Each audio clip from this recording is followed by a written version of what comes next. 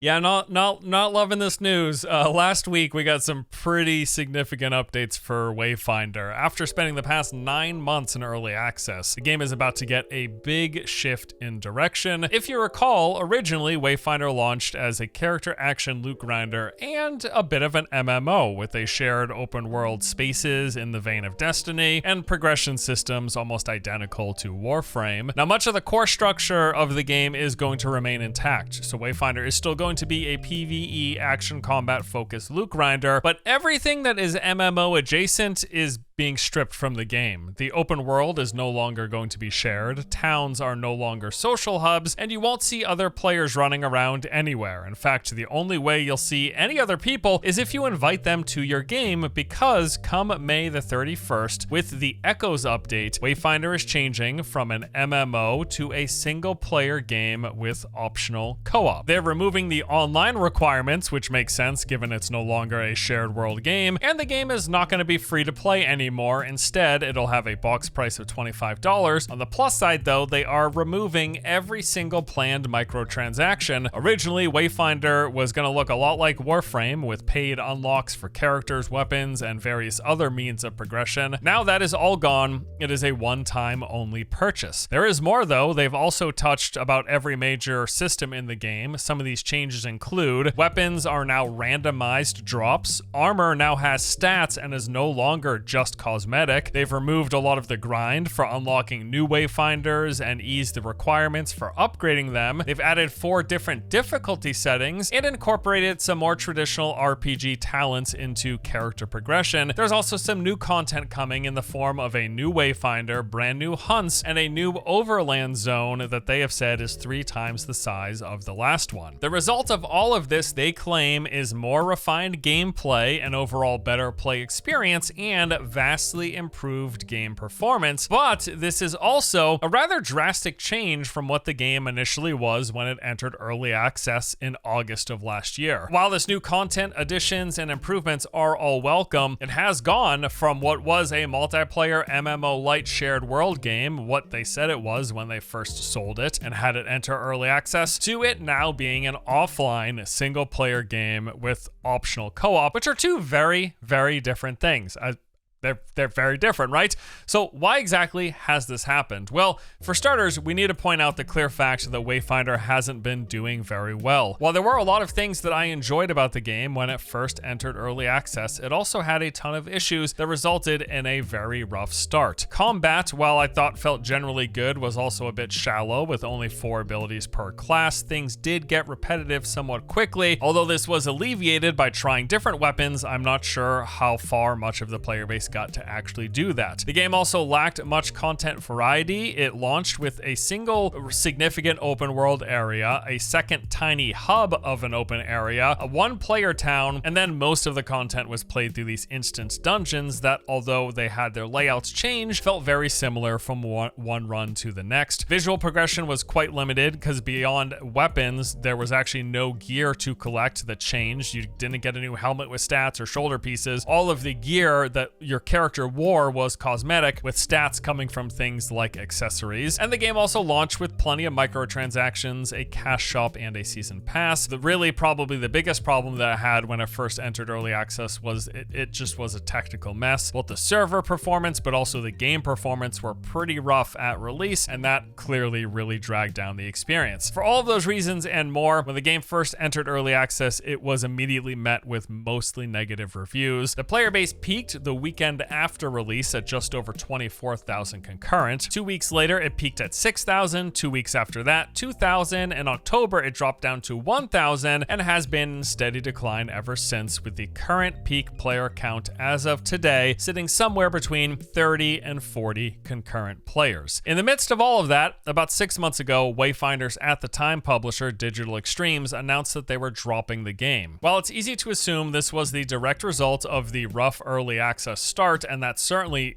could have played a role, there were also much bigger things at play. In October of last year, Digital Extremes got a new CEO, with Warframe director Steve Sinclair taking over the role. A month after that, they laid off more than 30 people. Mostly these were employees who were working on external projects and publishing teams, including the people who handled Wayfinder. Of the decision, Digital Extremes said that they were rallying 100% on their in-house projects, those being Warframe and the currently in development Soulframe, and as a result, they would be stepping back from publishing. So I don't know if it was just bad timing or if this was a direct result of Wayfinder's rough launch, but either way, Digital Extremes, the publisher, laid off people. They laid off the people who were working on publishing, and they dropped support for Wayfinder. This was as of last November. Now, right after that news broke, Wayfinder's developer Airship Syndicate posted a statement saying that they had no plans to stop development. We are looking forward to continuing to grow the game alongside our players as we take on operations. The game has a long way to go in early access, but with belief from our players and our dedicated Airship crew, we can and we will get there. Well, in the following months, they released a handful of content updates, patches, and hotfixes, continuously working to improve and add to the game. That was up until February, when after releasing a quality of life patch that broke the servers for a day, resulting in a rollback, the updates at that point completely stopped. Communication from the developer ground to a halt, and the game's existing player base, which at this point was peaking at around 200 concurrent players, started raising concerns over the game's future. A month later, in March, they released this statement saying, "We were currently working through the transition of service from DE to Airship. As you can imagine, this is a significant undertaking and it directly affects aspects such as release dates and content, your primary concerns, which we fully acknowledge. I know that you guys want us to talk about the future and we'll be able to do that soon. I know we've been quiet for a while and we hope to return to talking to everyone soon. Wayfinder is not going away. I realize those are just words right now, but please be patient with us while we continue to work through the transition." In early April,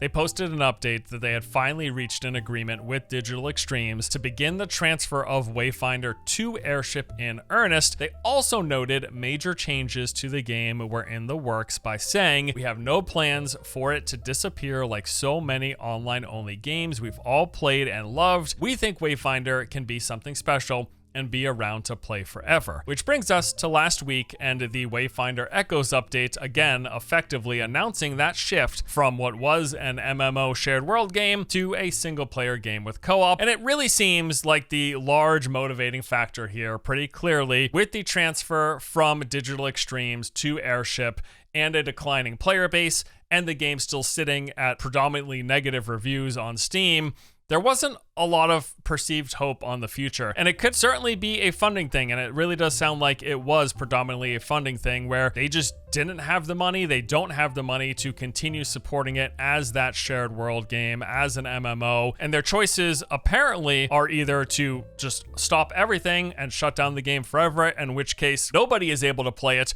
or do this change that they are in the process of doing. In fact, they have explicitly said as much in an interview. Airship Syndicate's executive producer spoke with Mop recently, where they touched on some important details that I'd like to highlight here, because this really sheds a pretty strong and clear light on exactly why this is happening. People are calling this a bait and switch. I'm seeing discussion online of people furious about the change, and I think being upset with this change and even demanding a refund makes total sense. And I actually would expect, whether it be Valve directly through Steam or Airship Syndicate or Digital Extremes, whoever in that chain of command needs to go ahead and give the decisions to issue refunds based on the game fundamentally shifting. Like, yes, it is still a character action game, but they are changing it from what was an MMO light, a shared world game, like we've said, to a straight up single player game. And that's a big change. And that's a big change that some people, you know, if Wayfinder just launched as a single player game, many of the people who purchased it initially with that early access launch may not have purchased it.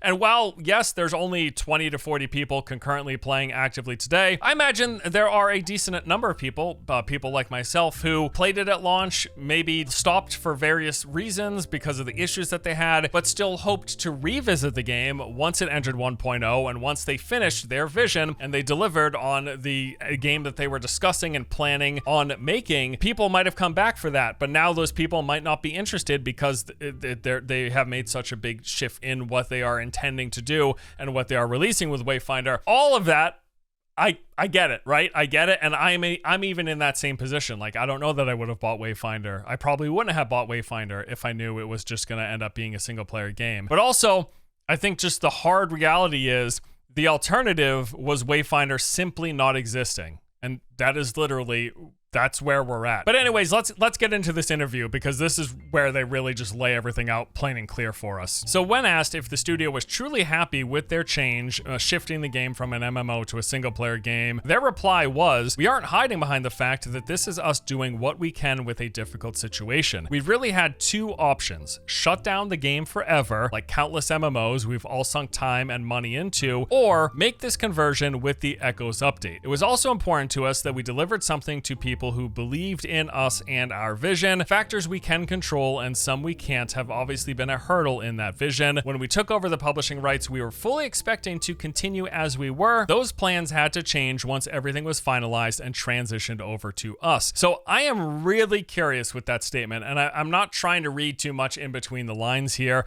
but it almost sounds like with the transition, either because of the continuously dropping player base or because of how the funds were handled in the shift from Digital Extremes, who published the game and presumably took all the revenue when Wayfinder originally went into early access and Digital Extremes was publishing the game. As the publisher, they're the ones who get the money, and then as the publisher, they pay the salaries and pay for any expenses Airship might use in the process of making the game and developing the game. But I don't think the revenue just like gets split between the developer and publisher. That's not how it works as far as I understand, at least. So I'm wondering if with this shift that Airship was thinking that they would be getting some of the funds from the early access release, but that ended up just not happening. And because they didn't have that funds, they didn't have the money to pay their staff to continue to support this game that has 20 to 40 concurrent players and is probably not making a whole heck of a lot of money as a result.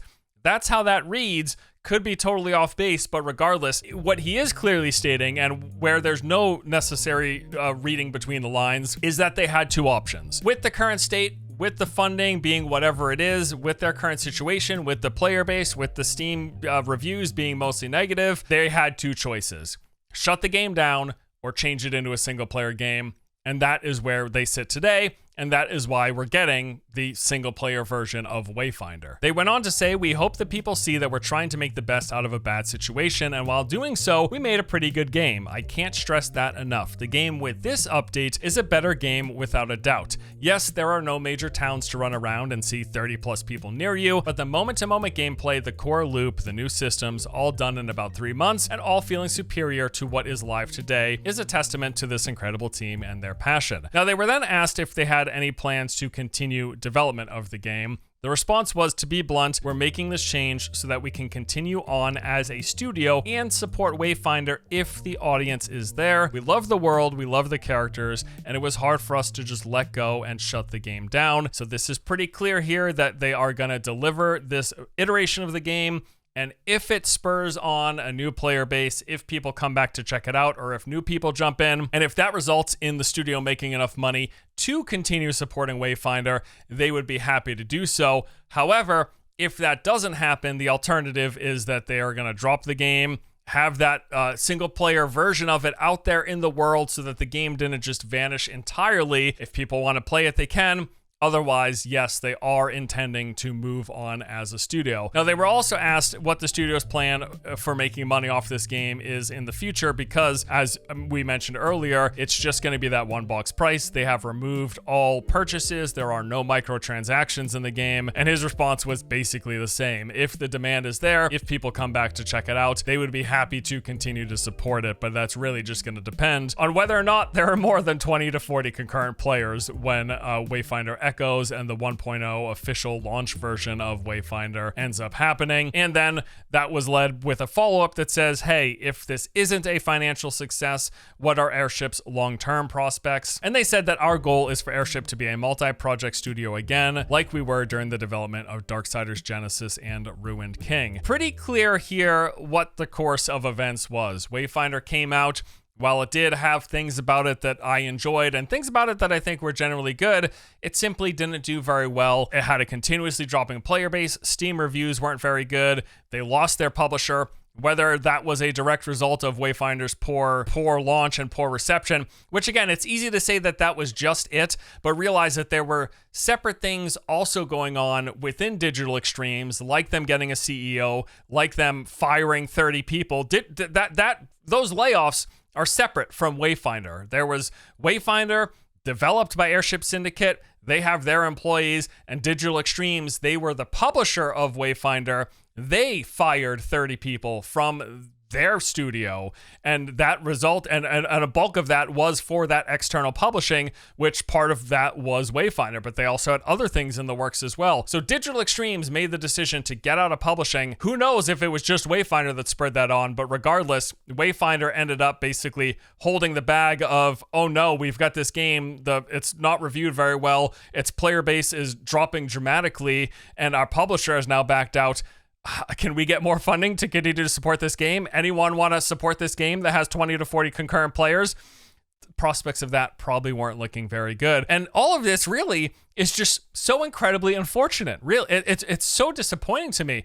I wasn't playing Wayfinder every day, but I did feel like Wayfinder had some good bones. There was so much potential for this game to possibly deliver on that Warframe but fantasy experience. Yes, it had some major issues at release, some really significant issues, as we mentioned, but much of that did seem fixable. If given the time and given the funding, they could have fleshed out the game, they could have added more content, a lot more content, hopefully. They could have fixed performance, and apparently they have since done that. At the end, they may have ended up with a real solid game, but that is just not the reality we live in. That is not what has happened. The game's player base tanked shortly after release. It's been hovering at sub 100 peak daily concurrent players for months and months now, and then after being dropped by their publisher, the ones who kept the lights on, again, they are the money in this situation, and the game having so few players, it was pretty obvious that they weren't making anywhere near enough money to support the game's continued development. And who knows how much, if any, of those launch profits they saw. Presumably, again, Digital Extremes being the publisher, they took all of the launch revenue and then they paid Airship Syndicate their employee salaries and any expenses, but I doubt Airship actually got a cut of any of those profits. With their initial publisher backing out and the game's player base in double digits, how likely was it that they were going to find additional funding or find another publisher to take over? What exactly does that sales pitch look like? Could anybody make that work? I don't know. They say so as much themselves, that the hard reality was that they were either going to have to shut down the game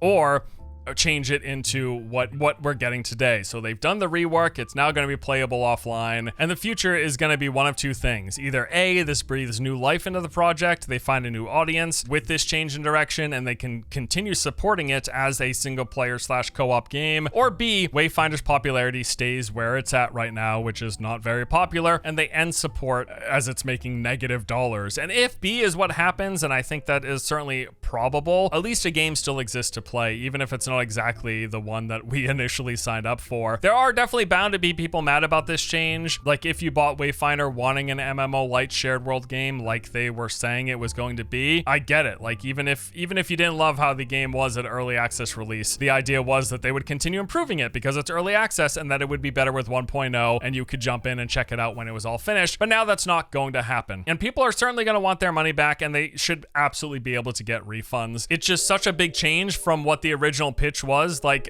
if you spent money on wanting that game, that's not what you're going to be getting once it's done. I don't exactly know how refunds will work in a situation like this, with the publisher who presumably got all the revenue from the sales no longer associated with the project. That is just going to be something for Valve and Digital Extremes and Airship Syndicate to figure out, but who knows. Whatever happens next, though, I really hope this isn't the end of Airship Syndicate. While they may have fumbled the early access launch of Wayfinder, there is a good game in there somewhere, and it's just a shame that we're never going to see that MMO light version of it that they were planning on releasing. And you know what? Their prior two titles, Darksiders Genesis and Ruin King, were really good games. Both currently sit at very positive reviews on Steam.